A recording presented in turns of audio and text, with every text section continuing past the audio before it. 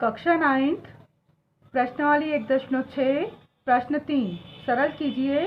पहला है इसका 2 की घात 2/3 गुणित 2 की घात 1/5। आधार समान है 2, यहाँ भी 2 की घात है और यहाँ भी 2 की घात है। जब आधार समान हो तो आधार को लिखते हैं हम एक बार और घातें जुड़ जाती हैं।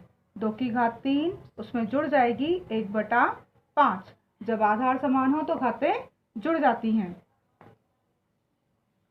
a की घात m गुणित a की घात ही n हो तो a की घात m प्लस n। तो यहाँ जोड़ेंगे हम 2 की घात 2/3 प्लस 1/5 को, तो लघुत्तम लेना पड़ेगा हमें 3 और 5 का। लघुत्तम आएगा 15। 3 के पाड़े में 15 कितनी बार आते हैं? 5 बार। 5 का गुणा ऊपर 2 में करेंगे, 5 दूनी 10। 5 के पाड़े में 15 आएंगे 3 बार, 5 तिया 15। तो 3 का गुणा ऊपर की संख्या 1 में करेंगे, 3 एकम 3। तो 2 की घात हो जाएगी 10 + 3 होते हैं 13/15। दूसरा क्वेश्चन है इसी का 1/3 की घात 3 और इस पूरे की घात है फिर 7। 1 के बटे में 3 की घात 3 और उस पूरे की घात है 7। यहाँ जब 1/a की घात n हो तो उसको हम लिख सकते हैं a की घात -n।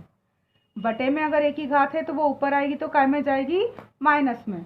तो यहाँ 3 की घात ऊपर आएगी, 1 के बटे में है, तो यहाँ हम लिख सकते हैं 3 की घात -3 और उसकी घात है तो घात के ऊपर घात का गुणा गुणित 7। यानी कि यहाँ 3 की घात कितनी आ जाएगी? 7 गुणित 3 7 तिया माइनस के हो जाएंगे 21। 3 की घात हो जाएगी -21। अब माइनस की घात को अगर नहीं लिखना है तो इसको फिर बटे में पहुंचा देंगे हम। तो ये हो जाएगा 1 के बटे में 3 की घात 21।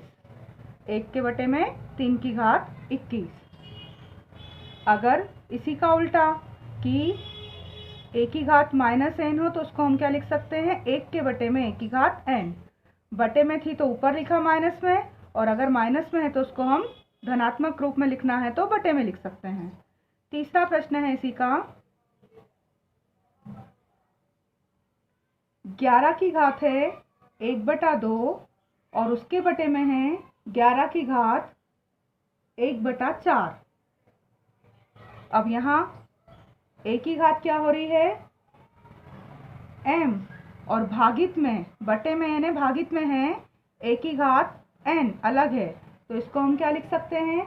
a की घात m और a की घात n भागित में होती हैं तो उसको लिख सकते हैं a की घात m - n। भागित में क्या होती हैं? घातें घटती हैं। तो यहाँ 11 को लिखेंगे हम एक बार और उसकी घात 1/2 और नीचे से जो घात ऊपर जाएगी माइनस में आ जाएगी 1/4। अगर यहाँ 11 की घात थी 1/2 और यहाँ 11 की घात थी 1/4, तो 11 एक ही बार आएंगे और घातें क्या हो जाएंगी? घट जाएंगी। अब इसको घटाएं हम। 11 की घात लघुत्तम लेना पड़ेगा, यहाँ पर 2 और 4 का लघुत्तम आएगा 4। 2 के पाड़े में 4 कितनी बार आएंगे? 2 दूनी 4 2 बार। 2 का गुणा ऊपर 1 में करेंगे, 2 एकम 2। 4 के पाड़े में 4 एक बार, 1 का गुणा 1 में करा तो 1। यानी यहाँ आएगा 11 की घात 2 में से 1 गया 1/4।